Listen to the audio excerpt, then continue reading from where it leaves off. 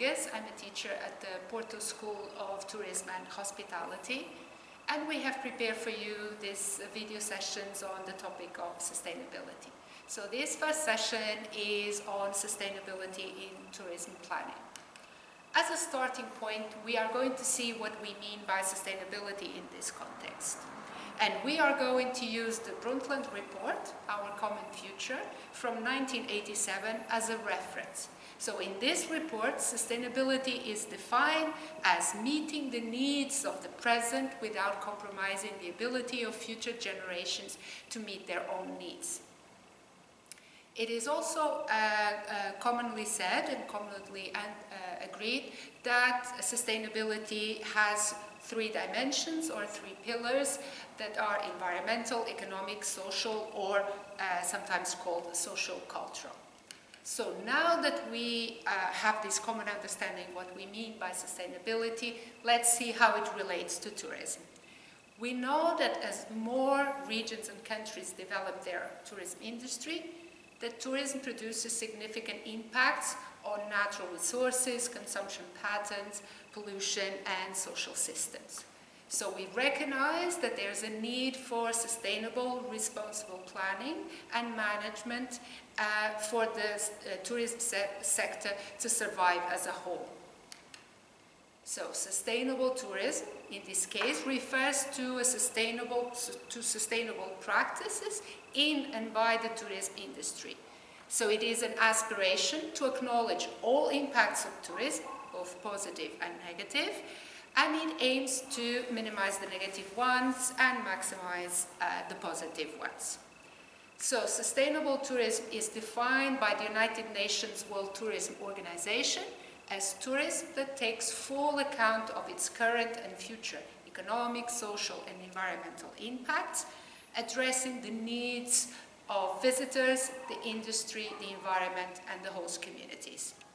Additionally, sustainable tourism also refers to the environmental, economic, and socio-cultural aspects of tourism development, and a suitable balance must be established between these three dimensions to guarantee its long-term sustainability.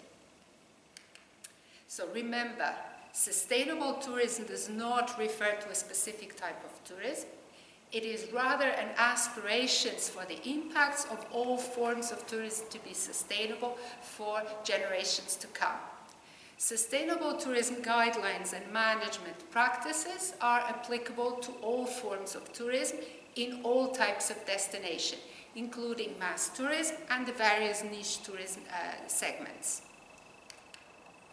The concepts of sustainable tourism, responsible tourism, ecotourism are closely linked, and at some extent, they can be used interchangeably. However, it is important that we acknowledge there are differences so we understand what we are talking about. So, as I mentioned before, sustainable tourism does not refer to a specific type of tourism. It is an aspiration for all forms of tourism to be sustainable for generations to come. So we can say that sustainable tourism is a broad term, a broad umbrella term.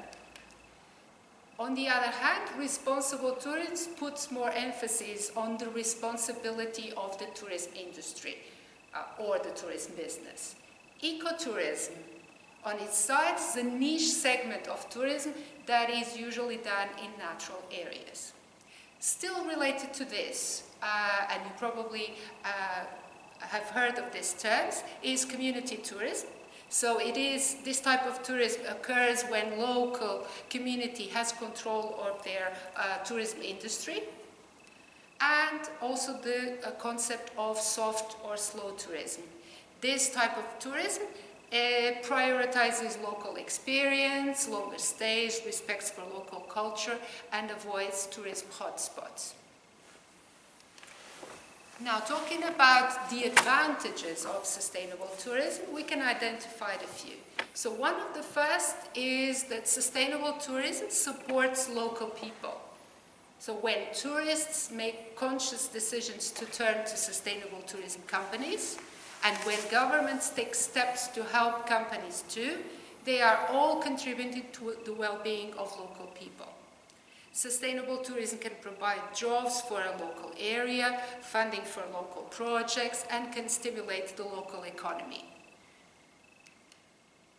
Another advantage of sustainable tourism is that it can change attitudes. So it has a significant education component that can be associated with sustainable and environmental tourism, which can help tourists adjust their attitudes and behaviors over the long term. Another of the advantages of sustainable tourism is that it helps to protect the environment. So, for example, sustainable hotels and other forms of accommodation will use eco-friendly materials and take steps to limit the amount of waste they produce and the amount of resources they use. Sustainable transportation, on the other hand, could involve hiring a bicycle rather than using a car. Sustainable restaurants, for example, will source food locally and may offer more vegetarian or vegan options. Finally, sustainable tourism has a much more long-term focus. So a major advantage of sustainable travel is that it brings together businesses, tourists, and governments, intending to adopt strategies that look out for the long-term future of the tourism industries, local communities, tourists, and the planet. So when we talk about sustainable tourism planning, what we are going to talk about is a way of finding the right balance between the needs of visitors, tourism industry, the environment, and the host communities. It involves clearly defining a purpose, a vision, and a point of difference or identity for the community. It also ensures that we allocate resources appropriately while building local communities sustainably and ethically. So sustainability is at the heart of this approach to tourism planning, which benefits people and locations socially, economically, culturally, and environmentally. Planning with a purpose is about prioritizing the benefits tourism can provide for everyone and amplifying the quality of tourism over the quantity of tourism. It is about maximizing the quality of life of communities, protecting the ecosystems, cultures, and the quality of experience offered to visitors as well.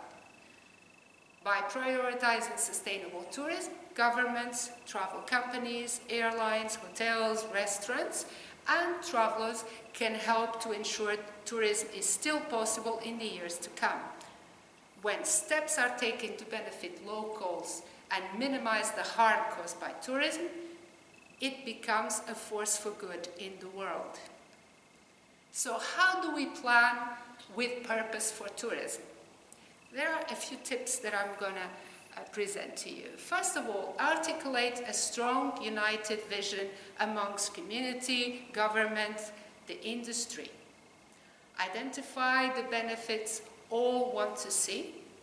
Focus on environmental and cultural advocacy and stewardship.